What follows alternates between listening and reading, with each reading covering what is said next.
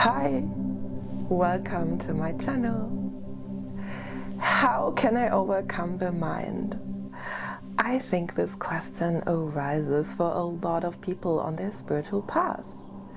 Somehow we come to think that the mind is like an obstacle that pulls us back into fear, doubt, attachments, and prevents us from residing in our true self. I want to bust this myth right now. There is nothing that can prevent us or hold us back from being what we already are, and all of the time. Most of us probably know this, but perhaps do not experience it all of the time with clarity. So let's look into this more today.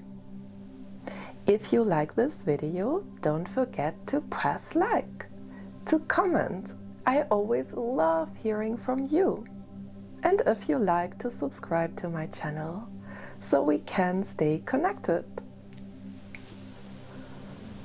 The mind is not your enemy.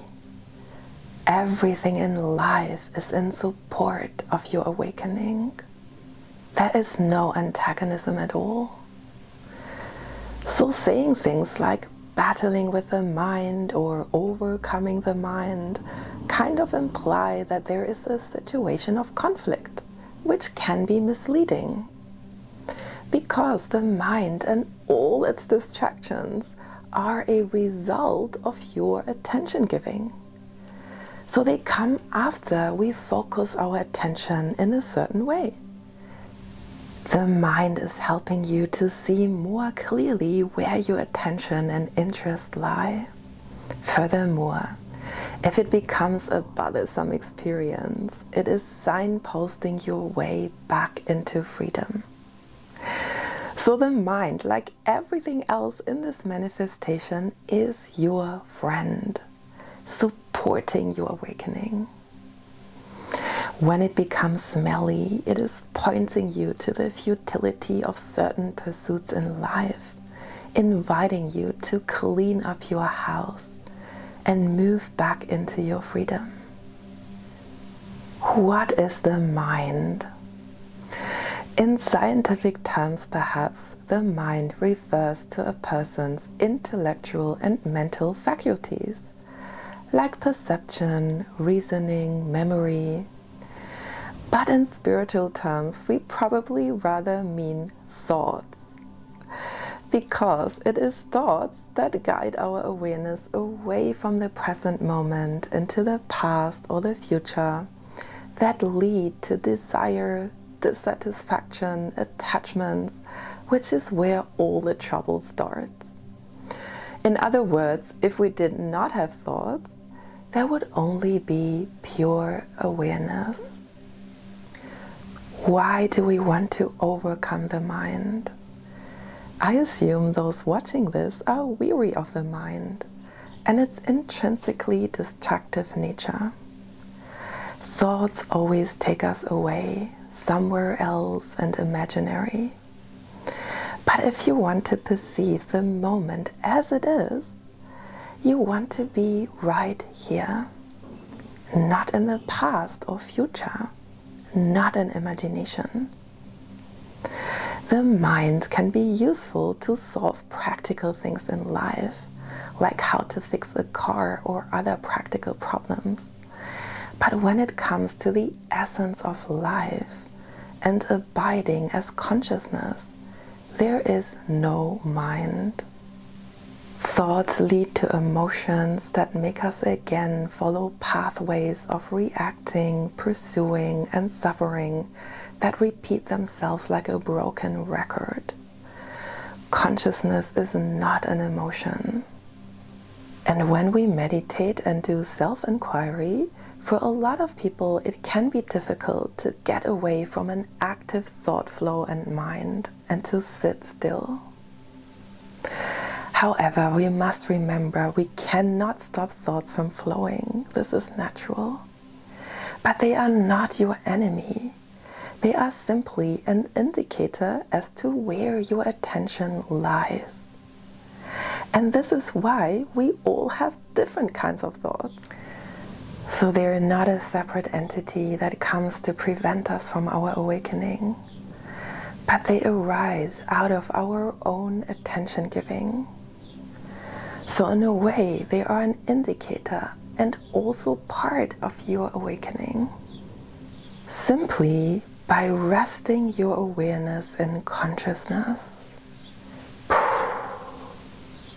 there are no thoughts. And if they are there, they are soft and leave no trace. In consciousness, everything can appear and exist, even thoughts. But the one who pays attention disappears. This is all what needs to happen. Sometimes it appears that this requires some practice, simply because for so many years we have been given so much attention to thoughts and emotions that it has solidified this idea of being a person, and this needs some dissolving time. It's like placing a thick clump of earth into the water. It needs some time to soften and to disintegrate. And this is simply a result of the choices we take each day in our life. In essence, we are given a day simply for this reason, to soften the crust and dissolve back into consciousness. And every single thing that happens in our day is a loving invitation for this. Let's turn this phrase around. The invitation is not to overcome the mind, but to be consciousness.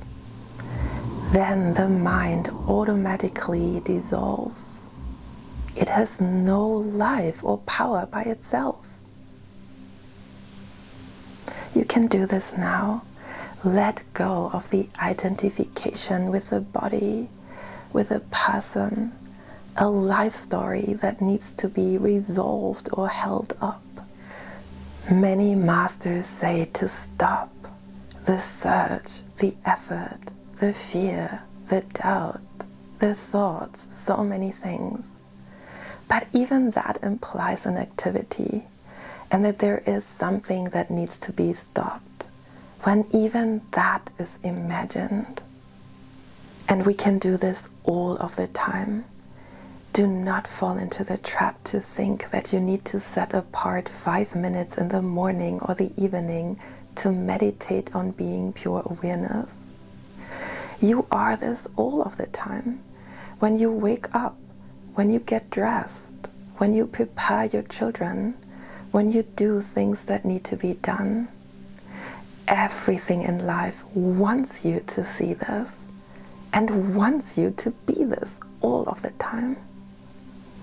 On a conditioned level, you might think, well, how can I be practical and live my life if I do not act as a person?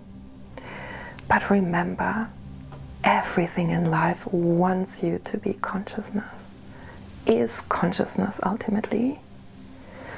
On a more conditioned level, you might think it requires courage to believe this more than what I can see with my conditioned eyes.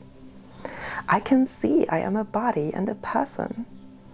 And all of society is based on the belief that we are a body and person only. And this is perhaps also what we mean with overcoming the mind. All these kind of fears we buy into.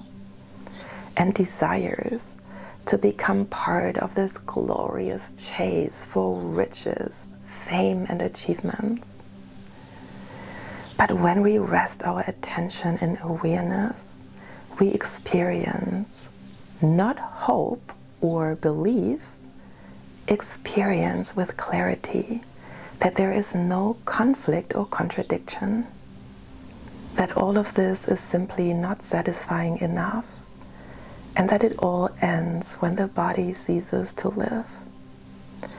All these constructs that we refer to as reality and truth, they all end when our last breath leaves the body.